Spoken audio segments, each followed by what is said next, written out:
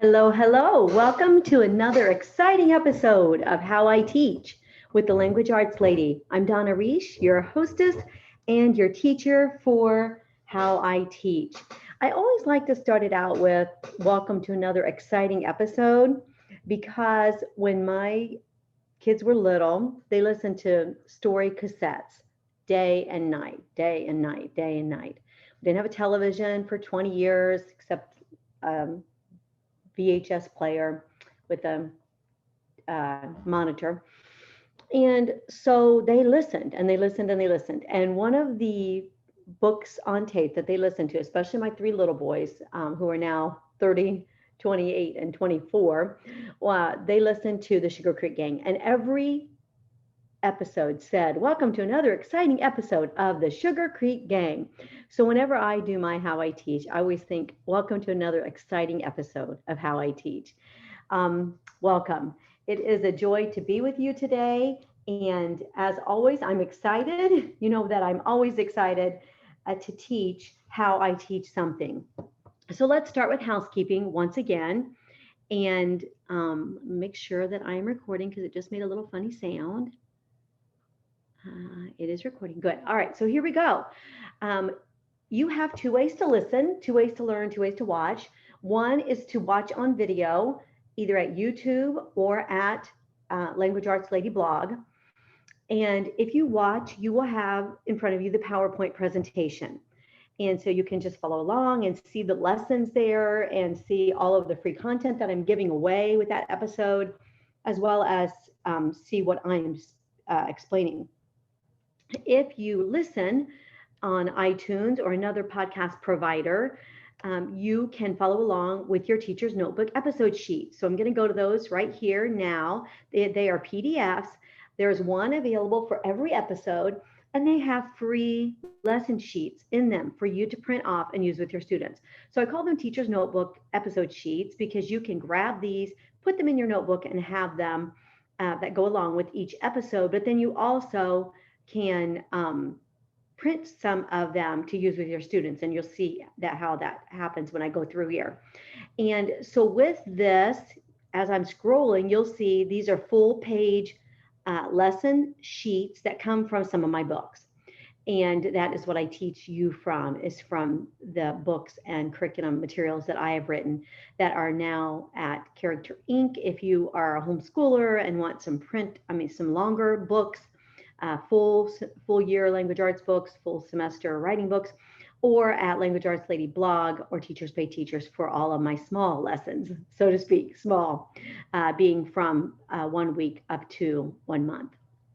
So if you go to the back of your teacher's notebook, you have some back matter, and this tells you how you can get your sheets. So I'm going to go on over to the PowerPoint, and the PowerPoint is simply the teacher's notebook in half-page format. So here we go. So How I Teach with the Language Arts Lady, episode number 15, is from Right On Mowgli.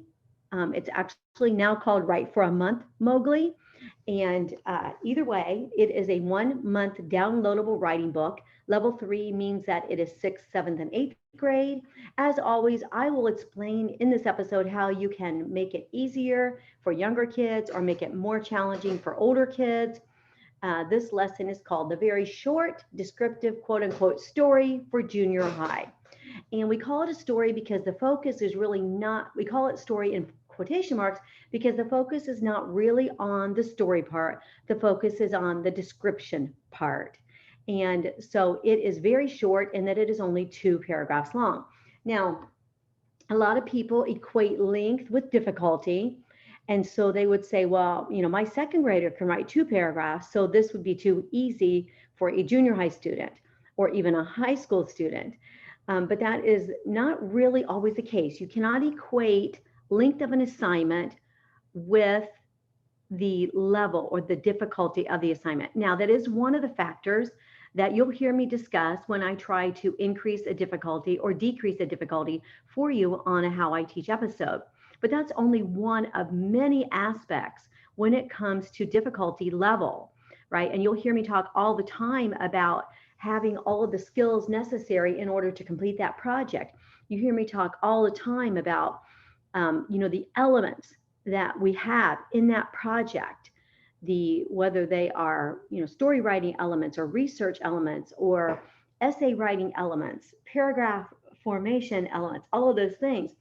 And so you hear me talk about those, and those are things that increase or decrease the difficulty as well. So length is just a small fraction of it. And in this case, it's very unimportant because it's actually the difficulty of what the student is being asked to do that comes into play for making a 2-paragraph project, something that is appropriate for 6th, 7th, 8th, and even 9th and 10th graders. So here we go with Mowgli. If you remember right, my Write for a Month books, there are 40 of them. They're 1 month each. So there's Mowgli, Peter Pan, Beauty and the Beast, Dumbo, Slinky Dog, Christmas Friends, Tools and Tricks. And they are, I feel like I'm forgetting somebody there. And there are 5 levels of each one. So this is level 3, and that is 6th, 7th, and 8th grade. All right, so as always, without sounding totally redundant, which I know I do in each episode, but we start with the expectations, right? We tell the student what is going to be expected of them. So I'm looking at lesson 2, 2-paragraph original description at the top of your teacher's notebook page, if that's where you're at. And then it says, describing a jungle with 5 senses. And of course, this comes from Mowgli, and Mowgli was in a jungle. So the cool thing about the Write for a Month books is that they're based on original books that were written before copyright, so before 1925, I believe it was. And then, of course, now there are books and movies and so forth made of them, but they're commonly known to students because of like the Disney books and movies that have been made about them. So usually kids know something about them, and that makes them super fun to write from. It's one of the real pluses of the Write for a Month series is that kids usually know, like they've heard about Peter Pan, they've heard of Beauty and the Beast, they've heard of Dumbo, they've heard of Alice in Wonderland, Cinderella, Snow White, all of those fairy tale characters. So this is the overview box, and it tells what the whole project is about. So the next page, or the bottom of your box, if you're in your teacher's notebook, says this overview box, which is provided at the beginning of each project, is here to give students and teachers an at-a-glance look at the entire composition assignment. Each step of each lesson is assigned and detailed throughout the week. And this is a 1-week project. So that means that this shows the kids what they will be doing the whole project. Some of my projects are 2 weeks long, some are 1 week long. These books have 2 to 4 projects in them of 1 to 2 weeks each. So when I go over this box with my students, I'm giving them the expectations. I'm telling them this is what we are going to be doing, and this is what will be expected of you. In parenting, in our parenting seminars, we call those expectation explanations. So these are the things that are going to be expected of you. Now, that doesn't mean that you're doing them all now. This box just shows you what you will be doing, and the assignments are given throughout the lesson. So they usually bring their highlighter along with them, and we come through the expectations together verbally, and then making margin notes and highlighting and so forth. So you'll be writing a 2-paragraph story / description of a description about a jungle using all 5 senses. It's a little bit redundant. All right, 2-paragraph description of a jungle. You will use all 5 senses to describe the jungle: sight, smell, taste, hearing, and touch. Roman numeral 2, everybody will do 2 paragraphs. Roman numeral 3, basic students, that is the younger set of students, or students who have not written as much, and that can be adjusted per project. Like if they're better at research, they might be extension on a research project, but basic on a story writing project. So always make things fit each student. Basic students will write 5 to 7 sentences in each paragraph, and extension students will write 7 to 9 sentences in each of their 2 descriptive paragraphs. Okay, back up to Roman numeral 4. There will not be a separate opening paragraph.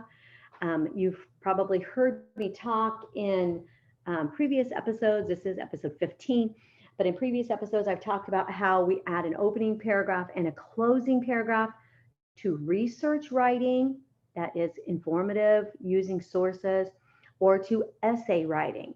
But when it comes to story writing, everything is woven in from the beginning.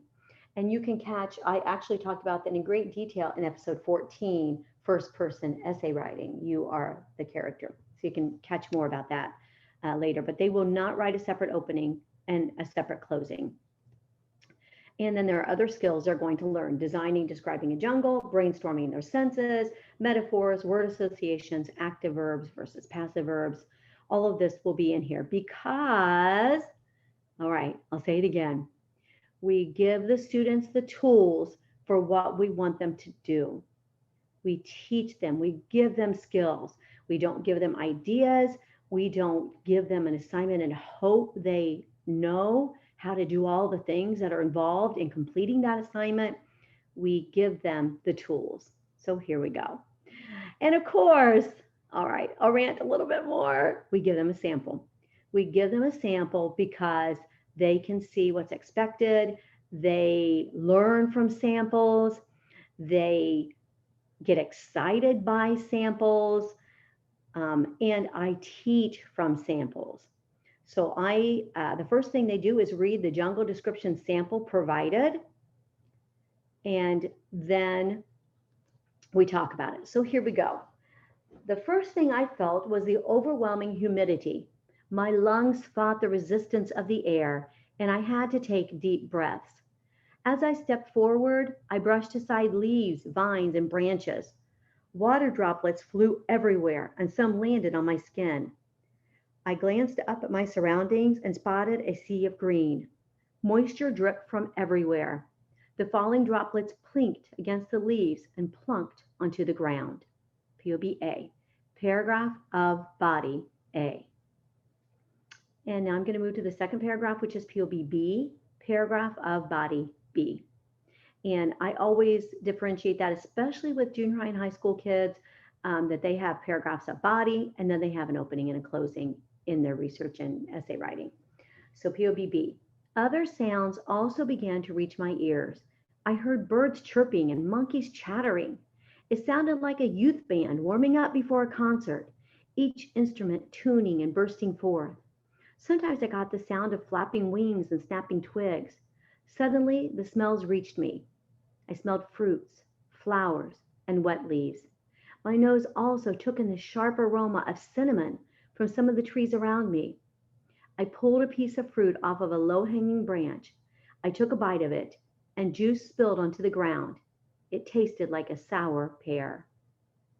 All right, so you can see why I said story in quotation marks, because they are having their first few moments in a jungle, okay? We want them to feel amazed. We want them to feel in awe, and they're not doing anything. So in that way, it's not a story with an action and obstacles and ways to overcome the obstacles and resolutions and all of those things. That was actually taught a lot in episodes. Wow, so many. Episode 2, episode 6, 2, 6, 10, 11, and 12. So yeah, lots of story writing projects in the books. Of course, story writing suits itself very well to writing about stories, right? But that's the nice thing about the Write for a Month books. They might do a research report about a jungle. They might do a description of a jungle. They might do a first-person essay as a certain character from a book.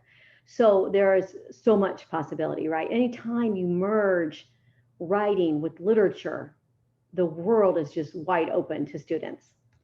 All right, so this is some of the things we go over after we read that together. Notice how the author did not spend time telling who the character is. Your focus for this description needs to be on the jungle you have chosen, not on the person in it. You only have 2 paragraphs, between 10 and 18 sentences, to describe the jungle with all 5 of your senses. You don't want to waste any of your precious sentences describing extra things.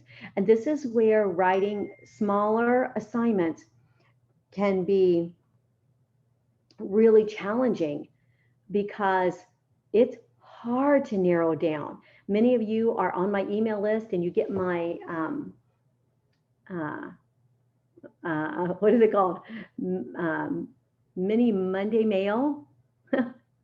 Mini Monday mail, and it is about 100 words long. It's an email that just teaches you something about language, arts, or writing, or grammar, or usage, or spelling, or something. All kinds of things that have to do with language arts lady. And it's hard to write a few words. It's hard to write small. And so this is actually a very difficult challenge for most kids. Notice that this is not a story in the sense of a plot, characters, obstacles, and I just told you about that.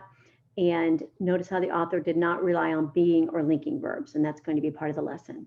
Okay, we don't just tell them, hey kids, don't forget, you want to be sure that you don't use very many being and linking verbs. And they're like, you want to refresh me on those being and linking verbs, and what should I use instead? And so we're just going to teach it all to them because we want them to have success.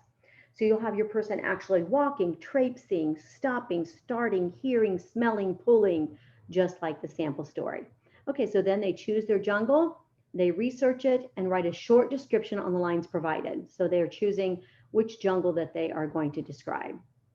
All right, now we're going to move into brainstorming. And I've spoken about brainstorming at length in previous episodes, and there's like wide open brainstorming. And then there is, specific brainstorming, what I call targeted brainstorming, or specific brainstorming, where they're actually told what they're to put in each box. Like in the story writing one, they were supposed to put brainstorm their setting, brainstorm their obstacles, brainstorm their resolution, and so forth. So brainstorming can take on many looks and many purposes, and we want to use the brainstorming that will help them the most with the project at hand. So they're going to start brainstorming about their senses here. Think of writing as a two-step process. Step one is imagining your jungle, and step two is describing that jungle to the reader. Brainstorming and outlining lines will be times that you can be creative and imagine your jungle. During the writing portion, you'll be focused on how to describe the jungle because the thinking part of what will be over. So we use brainstorming to think of the what, and we use the writing to do the how. So the first thing we're asking the students to do here is to think about what they would see. Close their eyes, imagine looking around, what do they see? And as Joshua actually is my son, and he wrote a lot of the story writing and creative writing projects and books throughout the last 20 years with me.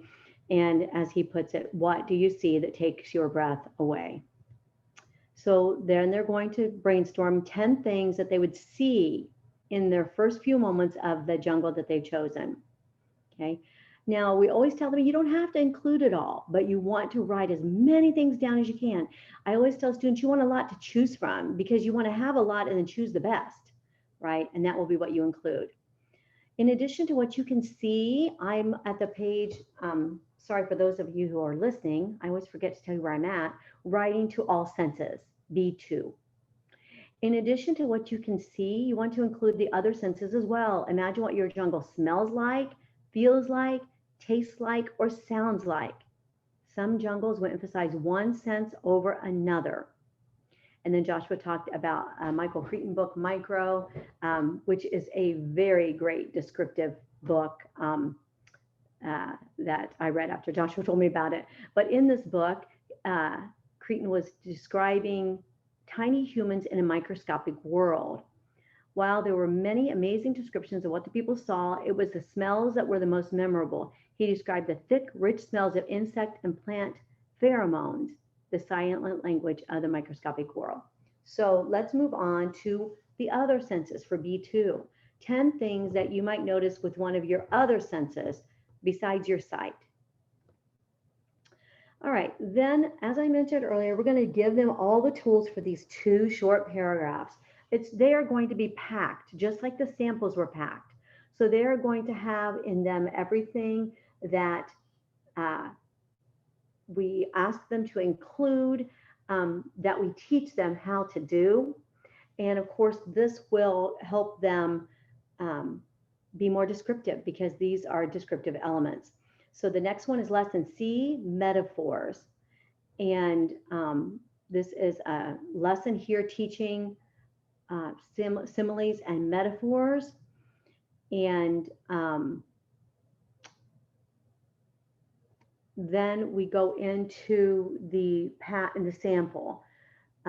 So there's a lot of teaching there about similes and metaphors. And then we go into the sample because we teach from the samples. So it says in our sample box A1, there are 2 metaphors, though there are many other pieces of imagery and word associations throughout it. In paragraph of body A, we say a sea of green. And in POB B, we say it sounded like a youth band warming up before a concert, each instrument tuning and bursting forth. So what I always have my students with their highlighters, we always work in our samples. And I taught about that the last couple of, well, last time especially in unit HIT 14, how we highlighted all of the first person pronouns because it was a first person project. And so in this one, we would go back into the sample and they would highlight the word sea of green, and they would highlight it sounded like a youth band warming up before a concert. And then they would actually draw arrows to their margin and write metaphor beside sea of green and simile beside like a youth band. Okay, and so then we ask them to think of 10 amazing or fantastic things or moments in people's normal surroundings that you might be able to compare to something in your jungle. These can be comparisons for emotional impact or to help you describe something. Then there's an example. It was like the moment before a roller coaster begins its plummet. So at this point too, sometimes students, especially in junior high, now I'm talking about when you talk about moving this up to a 9th or 10th grade level, you could add a 3rd paragraph if you want. You could divide out and have them do X number of similes and X number of metaphors in the paper. You could increase the checklist challenge. I don't know if this one has a checklist challenge. I don't think it does. You could increase the number of sites. You like be very specific, like say you have to have, at least 3 sights, 3 smells, 3 either hear or feel. You could say 2 similes and 2 metaphors, or 1 simile and 1 metaphor. So you could increase the number of the descriptive elements that a student needs to have in order for it to be a higher level. And of course, another paragraph could also make it a little higher level, although I would be careful. I wouldn't just like add a ton of paragraphs to it, because then all of a sudden they're going to add action, they're going to add obstacles, they're going to add resolutions, and then they're going to not focus on the descriptive elements. So this project is short just so, and doesn't have those other elements, so they do focus on the descriptive elements. So I'd be careful about lengthening it too much. For younger students, what you can do is you can have them, do the first thing where they do the senses, and you have them list 2 sights, 1 smell, 1 feel, 1 touch, and you can help them find them.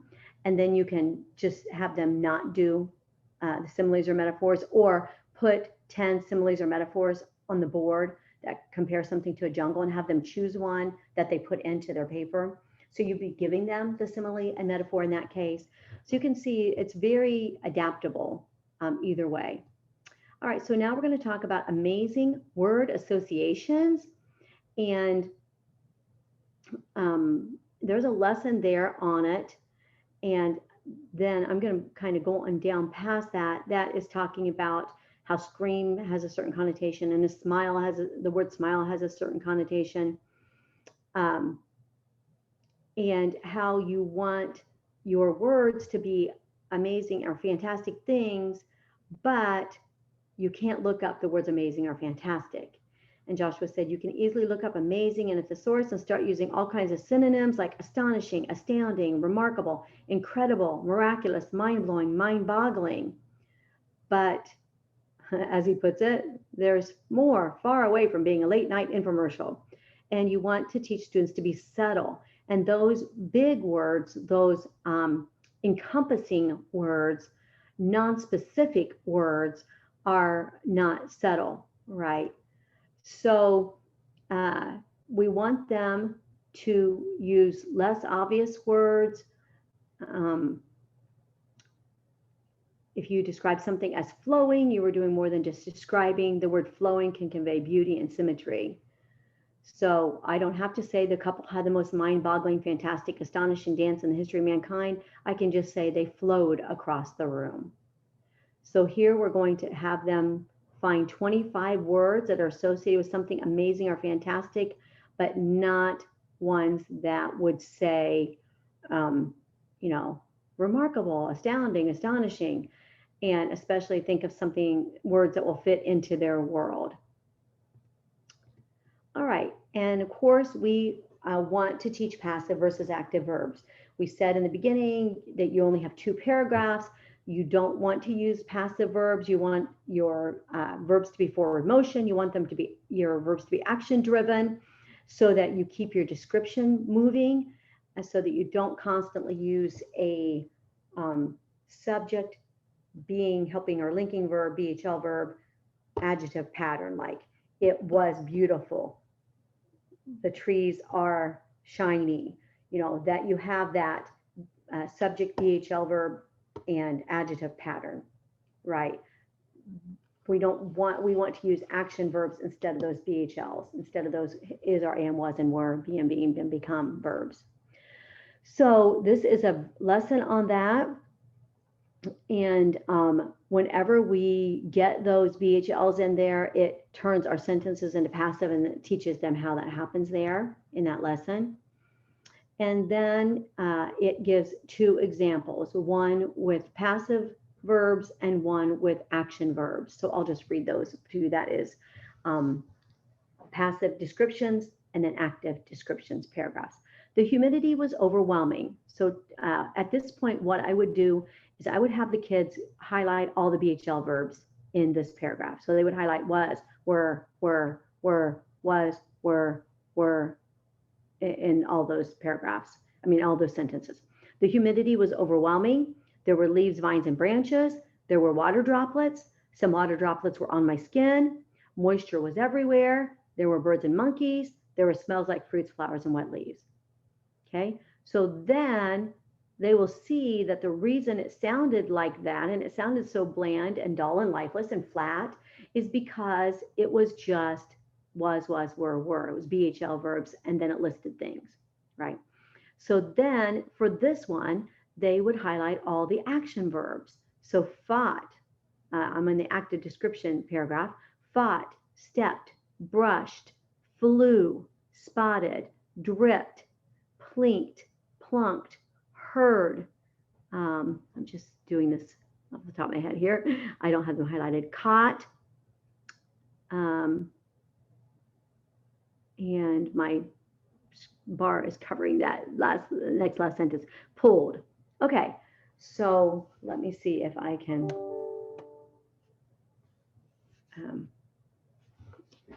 figure out what that last sentence is, even though it's covered. My lungs fought on my screen. My lungs fought the resistance of the air. As I stepped forward, I brushed aside leaves, vines, and branches. Water droplets flew everywhere, and I spotted a sea of green. Moisture dripped from everything. The falling droplets plinked against the leaves and plunked onto the ground. I heard birds chirping and monkeys chattering. Sometimes I caught the sound of flapping wings and snapping twigs. My nose also took in the sharp aroma, I think that's what that said under there, of cinnamon from some of the trees around me. I pulled a piece of fruit off of a low-hanging branch. So again, samples, best way to teach. Okay, so after they have written their story, they're going to do this lesson E. Okay, so going back to the teach, practice, apply approach, we teach all the skills that are needed. They've been practicing, right? They've been highlighting the passive verbs. They've been highlighting the action verbs. They've been writing metaphors and similes. They have been writing things that you see in a jungle. They've been writing things that you smell, feel, taste, and hear in a jungle. And then they're going to write, teach, and then practice, and now apply is the writing. And then this assignment is after you've written your story. In assignment F, find and omit all of the following verbs that are used alone. So not being verbs used as helpers. Is, are, was, be, being, been, become. We always help them get rid of those. All right, then they write their story based on their lists, paragraph 1, paragraph 2.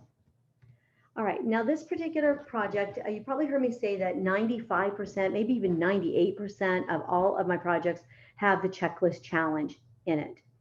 And when they do a short description like this, and we've already had them do it as they go, like you're going to get your metaphors, you're going to get your similes, you're going to get your taste, feel, smell, hear, and see. You're going to get rid of your BHL verbs. You're going to put your action verbs in. Well, that is in lieu of a checklist for this project. So for something like this, they would have already done everything that is needed to complete this project without going back through and circling all the verbs and so forth, and adding adjectives and adding sentence openers and things like that. Plus, it's short enough that when you start doing a checklist challenge to a long checklist challenge with a lot of sentence structure elements, compounds, complexes, all of those things in it, and you do it to a short writing, it can really start to sound artificial, right? Because they have such a small space to put those checklist challenges into, checklist challenge tasks, items into, and so then they end up having it be very laborious, and it sounds like things were added to it. All right, so then they're going to write. And that is the end of the very short descriptive story with all 5 senses. So I'm going to take you to the back matter for a minute here and just tell you a little bit about some of the freebies that are available and so forth. If you're hopping off now because you've already heard it, I understand that. And I want to thank you so much for joining me.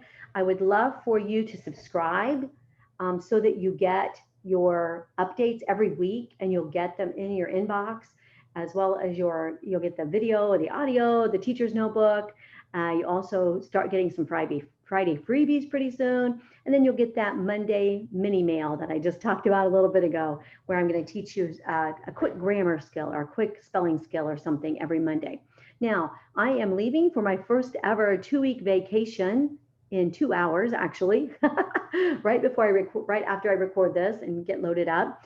And so there will not be any How I Teach for 2 weeks. So that will give you a chance in the beginning of the summer here to catch up on episodes 1 through 15. And you can find those by going to languageartsladyblog.com/how I teach. All 15 will be there by the time you get this. And you can go through with me essay writing, story writing, research writing, how to do the checklist challenge, how to do spelling practices. We've got Peter Pan, Mowgli, Dumbo. Who do we have there? Pinocchio, Goldilocks, Beauty and the Beast, Peter Pan, Dumbo, Beauty and the Beast, Mowgli. So we have a lot of fun projects for you to learn from. And also you can subscribe, and while I'm away, you will actually get some things in your inbox. So look forward to that. Don't forget that there are free products available. There are 18 freebies in total, but these particular freebies here that are related to this episode, these are ones that have story writing in them. Peter Pan 3, Mowgli 4, Peter Pan 5, and they not only have the books, but each one has a video of me teaching it to your student. So that is phenomenal to have a teacher, a substitute for you, so you can take a little break. All right, and then here are some other projects that are related to this episode, some other story writing books that you can grab at my store, languageartsladystore.com, and eventually at my Teachers Pay Teacher store. Here are the story writing, the Meaningful Composition 1 semester downloadable books now that have story writing in them. And then we have our services online and in person. So create a class, hire a teacher, and private tutoring. Thank you for joining me for How I Teach with Language Arts Lady.